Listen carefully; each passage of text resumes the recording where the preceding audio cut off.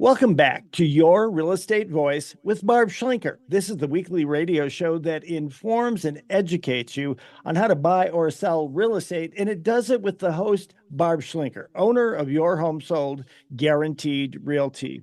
Now, Barb, a lot of people believe real estate commissions are too high for the services that they get and often will commission shop when they're choosing an agent.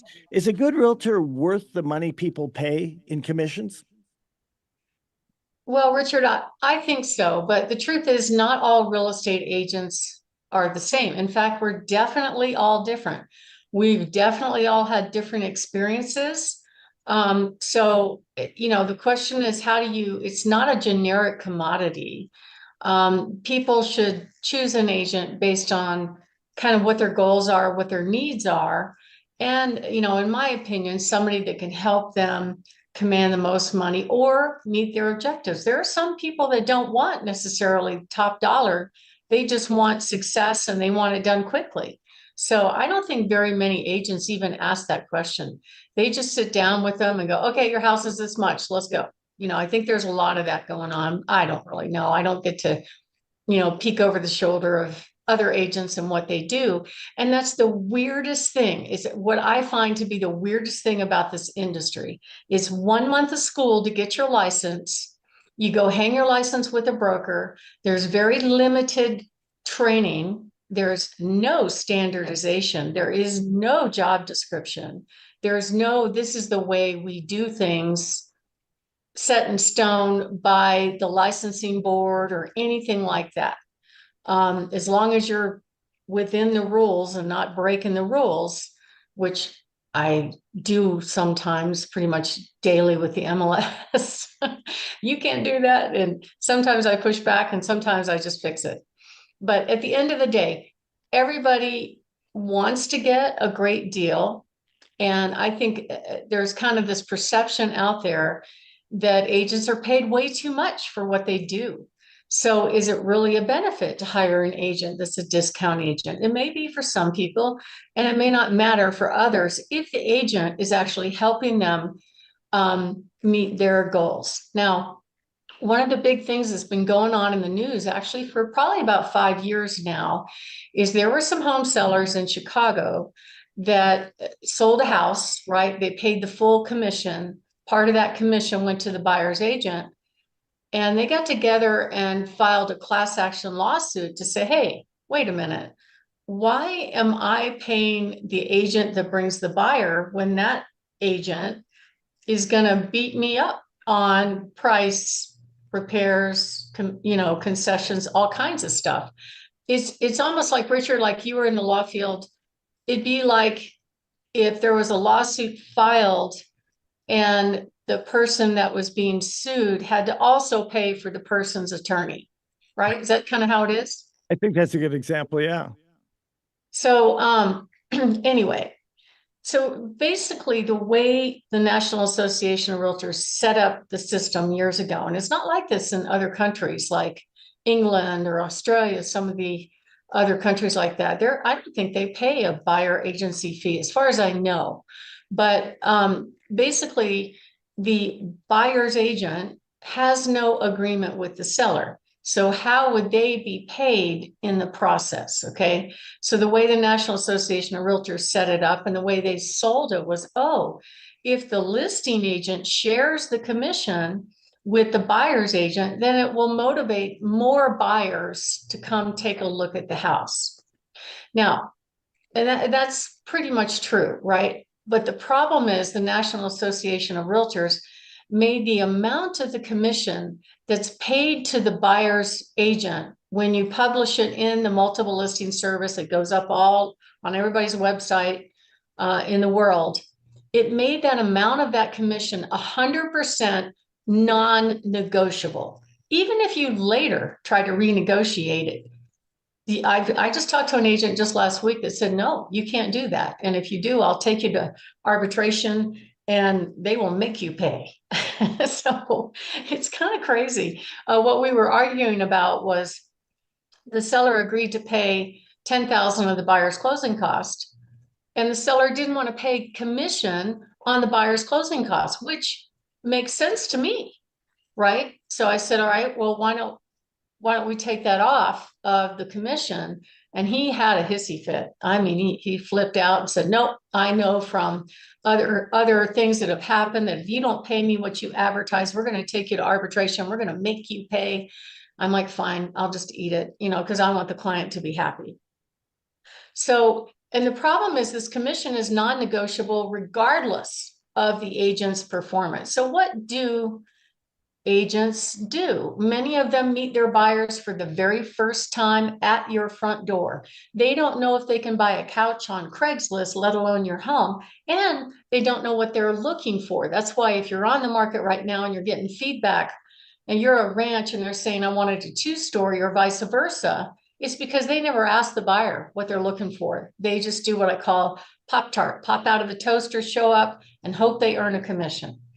Because what the buyers are doing is they're seeing through the MLS all these pictures, which are really high quality now.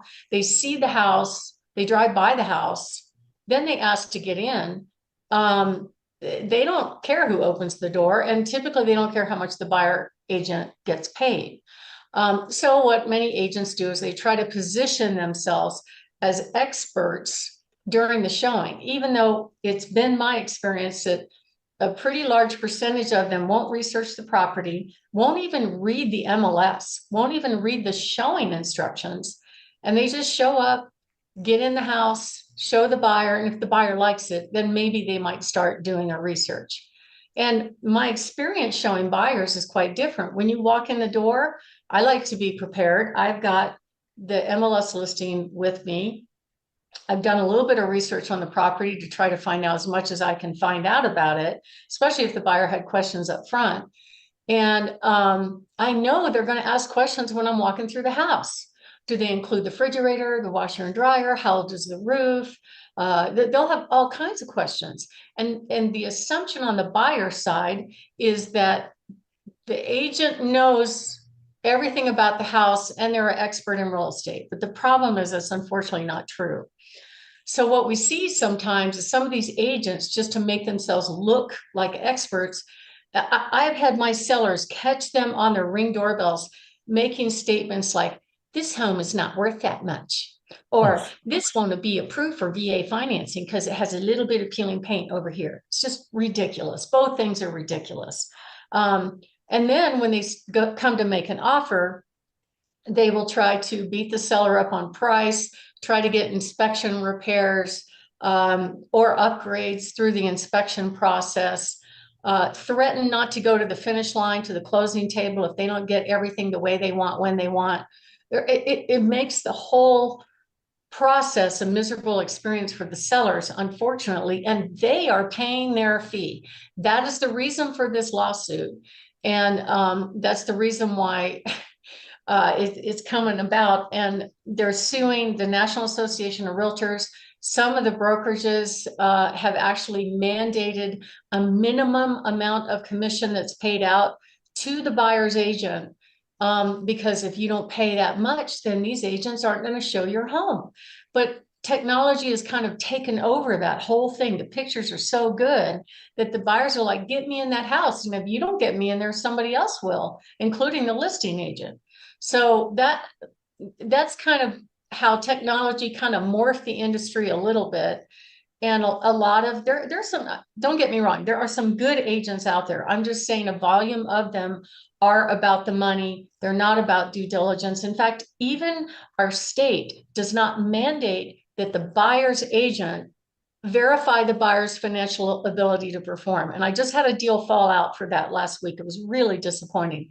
And we did our due diligence, but the buyer's agent didn't do anything. And so it's one of those things where they don't understand why they're paying for that. And I get it. It makes sense.